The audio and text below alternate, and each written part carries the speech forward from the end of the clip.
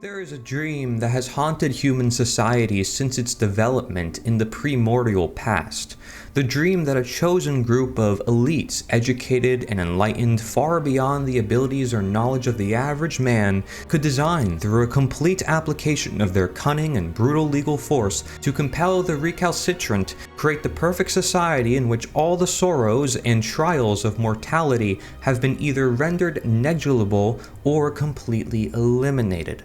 This dream today goes by the modern term, the state, the form of government where those in power use the violence at their command to extort monies from the public through taxation and to terrorize the masses into compliance with their edicts or laws by vowing to rob them or fine them, or to beat, cage, and kill them, arrest and imprisonment if they disobey.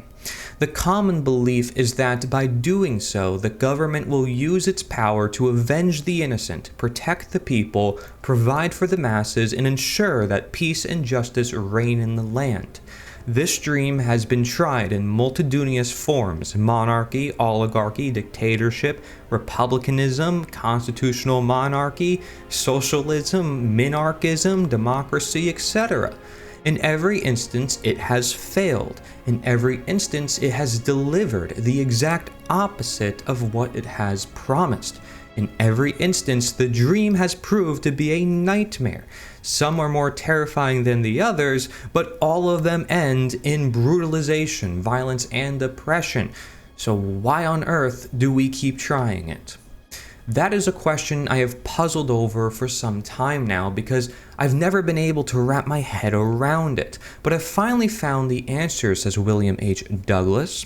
I have found the answer to not only why we keep reverting again and again to the state in all its different forms, but I've also found the answer to the question of why democracy always sides into autocracy, one man authoritarian rule. Additionally, I have discovered exactly why minarchy, the belief that a minimal state can be maintained that will safeguard our rights with its violence and power but never violate them, also always fails and descends first into populism and then finally into oligarchy or dictatorship. In short, I have found the explanation of why voluntarism and anarchism are the only ways in which to build a functional society which allows for any form of social governance without descending either into authoritarianism and autocracy on the other hand, or chaos and self-destruction on the other. And I didn't find it in any political treatise as such. Rather, I found it in a place that, for me, is a total surprise, in the writings of Carl Gustav Jung. Carl Jung is one of the most important men in the history and development of psychology. The founder and father of analytic psychology, Jung believed that if we are to understand the mental health problems people have, we must begin by analyzing their immediate life and seeing how it related to their problems and not just trying to tie current problems to past childhood trauma and/or sexual problems as Sigmund Freud did. In 1958, towards the end of his life, Jung published The Undiscovered Self, a fascinating book about the conditions of modern society and the situation that people find themselves in relative to the state. In this book, Dr. Jung essentially psychologically analyzes humanity and the way the state functions. In doing so, he explains why any form of the state will ultimately develop along authoritarian and autocratic lines, diminishing the liberty and humanity of the individual in exchange for collectivized identification and action. All the various rivers of the state eventually flow into the ocean of autocracy. Additionally, Dr. Jung insightfully ties this into the threat of what we would call today technocracy, the idea that political power should be held by a group of highly educated elites who use their technical and scientific prowess to manage all functions of society in the name of the common good, and how this inevitably leads up to totalitarianism. What follows both in this article and in the series that will follow it, exploring the insights that Dr. Jung's work provides us, are excerpts from The Undiscovered Self, with commentary on the insight offered into the modern state offered by the excerpt. So we're going to read an excerpt from The Undiscovered Self. Now this is going to be a video series, so if you want to stay tuned on my channel, be sure to subscribe, or wherever you are, just make sure to follow, because we already have a bunch of videos on this topic about addictions and mental health, and this is a really big, important topic for current society. So here's the quote. "Scientific education is based in the main on statistical truths and abstract knowledge, and therefore imparts an unrealistic, rational picture of the world in which the individual as a merely marginal phenomenon plays no role.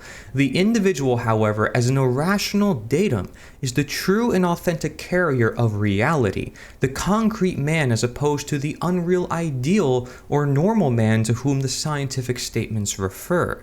What is more, most of the natural sciences try to represent the results of their investigations as though these had come into existence without man's intervention, in such a way that the collaboration of the psyche, an indispensable factor, remains invisible.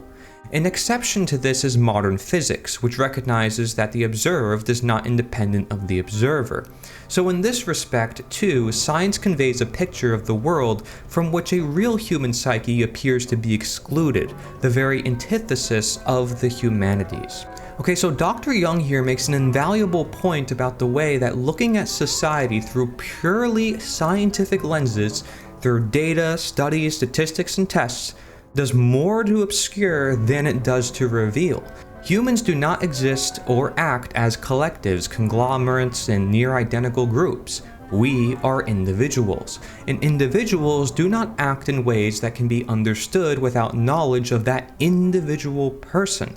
In this sense, individuals are irrational. The things we think, believe, and do are not bound by scientific exactitude and are driven as much by our desires as they are by any sense of cold logic. We value our life based on how much we are able to pursue our hopes and dreams without the constraining hands of others telling us what we can or cannot do in order to pursue happiness as we understand it. In this sense, the individual, in all his unscientific irrationality, is the vessel of true reality, the only real being that exists, as no one ever exactly matches the results of scientific study and the pronouncements of statistics. Furthermore, Dr. Young points out one of the most important and ignored limitations of scientific discovery, namely that it originates in the human mind. Data, studies, statistics, experiments, and tests tell us little about reality or humanity. At best, they provide us with nothing but a morass of possible facts, facts which then are filtered through the cultural beliefs of those doing the testing to state an objective truth about reality. We pretend as if these conclusions are correct and ignore the fact that they're really subject to the vast cultural constructions through which the scientists in question understand themselves and the world. Remember that scientists once proved that African peoples are biologically inferiors and marginalized, and they suppressed any scientist challenging these claims as doing spurious science? How is that possible? Because the culture in which these academics lived created within their minds a schema, a mental framework that underlies the entire way they conceptualize the world, process information about it, and make conclusions concerning it. Racism was the assumed truth of reality, the cultural schema, so scientists interpreted their findings to prove it and to disprove anyone challenging it. The same process takes place today as scientists, academics, and everyone else take the mere facts discovered through experimentation and try to make them support their political, social, economic, and ideological worldviews. The picture of the world presented by science is therefore not an objective fact, but an image shaped by the psyche of the scientist writing the narrative. This is an essential insight to understand because of the role that science plays in contemporary secular societies, replacing religion as the arbiter of truth, which those in power use to attack their critics, rationalize their actions, and justify pushing their ideologies on the public through the apparatus of the government, a process which we will further explore as this series continues. So thank you very much for watching. This should really get your gears turning, like, really, science? Is this something we should rely on so much? And how is it connected to religion? How is it connected to politics? Because all of these are really impactful things that a lot of people will talk about or focus one on. They don't look at the bigger picture to see that all of these might be connected in some way. But I will say there is only one political stance that is truly open-minded, that doesn't tell people what to do with their own lives, that isn't based on purely collectivism, which we did another video on.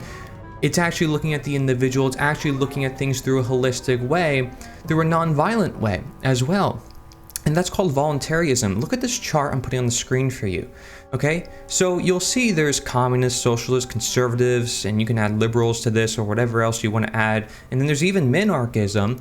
And it says, I will act violently on peaceful people to acquire, for different types of groups, it's going to be depending on their whim, whatever they want. But there's only one group that says, I don't want my whim imposed on everyone else. I don't want to even use violence. Like, regardless, I don't care what it is that you want, I don't want violence. And that is voluntarist, okay? So this chart sort of sums up the whole idea. And I'm going to put some questions on the screen for you as well. Think about these questions, because if you really think them through, you will be a voluntarist, I guarantee you. It's not like I have to convince you, it's because most people live their life already, not violently coercing others to get what they want. They only do so in politics because they were trained to do so.